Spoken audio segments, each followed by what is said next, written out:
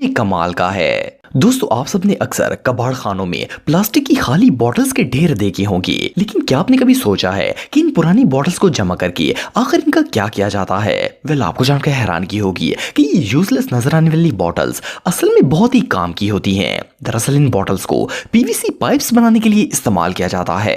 पठान इन bottles को जमा करते हैं और स्क्रैप वाले इन खाली बॉटल्स को फैक्ट्रीज में भेज देते हैं, जहां पर सबसे पहले तो इन्हें एक श्रेडर में डालकर इन्हें क्रश किया जाता है। जब इनके छोटे छोटे पीसेस हो जाते हैं तो इन्हें एक बड़े से टब में डालकर वॉश करने के लिए भेज दिया जाता है। इसके बाद जब ये साफ हो जाती हैं तो इन क्रश्ड बॉटल्स को ड्राई किया जाता है और एक मेल्टिंग मशीन में डाल दिया जाता है।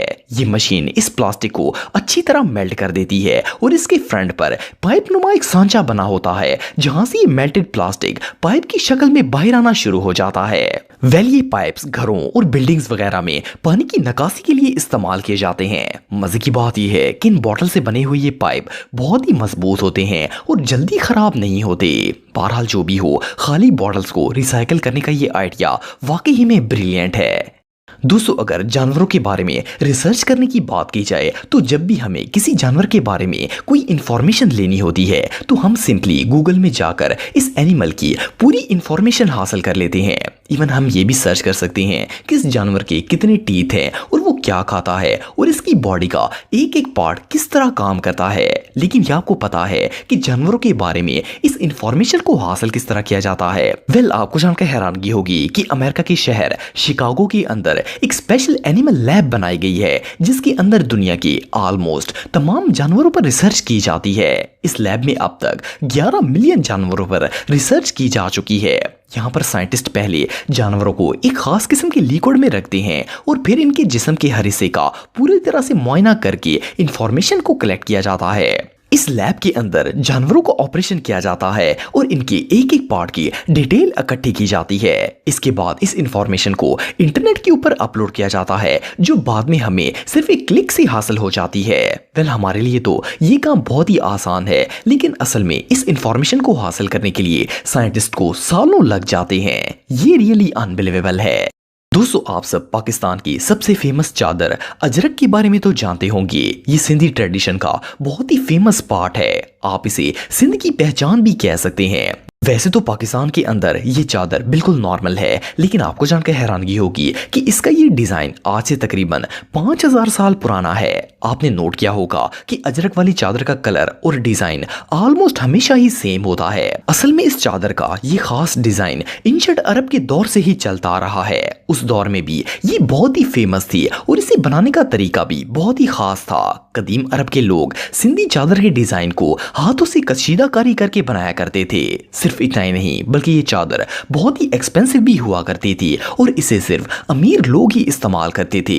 हालांकि आजकल के दौर में भी इसका डिजाइन वही है, लेकिन अब इसे मशीन्स के जरिए बनाया जाता है। सबसे मजे की बात यह है कि 5000 साल गुजरने के बावजूद भी अजरक का डिजाइन वैसे का वैसा ही है और इसमें कोई चेंजेस नहीं आई। इवन के लोग इसे बहुत ही शौक से इस्तेमाल भी करते हैं। ये रियली अनबिलीवेबल है। दोस्तों, अगर कार के टायर्स की बात की जाए तो ये मुसलसल रोड पर चलने की वजह से कुछ अरसे बाद पुराने हो जाते हैं और लोग इन्हें चेंज करके नए टायर्स लगवा लेते हैं। वैसे तो दुनिया के ज्यादातर ममालिक में इन टायर्स को रिसाइकल करके इनसे मुख्तलिफ चीजें बनाई जाती हैं, लेकिन आपको जानकर हैरानगी होगी कि कुवैत दुनिया का एक ऐसा मुल्क है जहां पर कार के टायर्स को रिसाइकल नहीं किया जाता। यहाँ पर टायर्स को रिसाइकल करना मना है और हुकूमत ने इस पर पाबंदी लगा रखी है। इस कंट्री के लोग टायर्स को रीयूज नहीं करते, बल्कि इन्हें एक बड़े से रेगिस्तान में फेंक दिया जाता है। ये जो प्लेस आप दिख रहे हैं, ये कुवैत का एक बहुत बड़ा रेगिस्तान है, जहां पर 7 करोड़ से भी ज्यादा यूज्ड टायर्स मौजूद हैं। यहाँ पर ऑटो वर्कशॉप वाले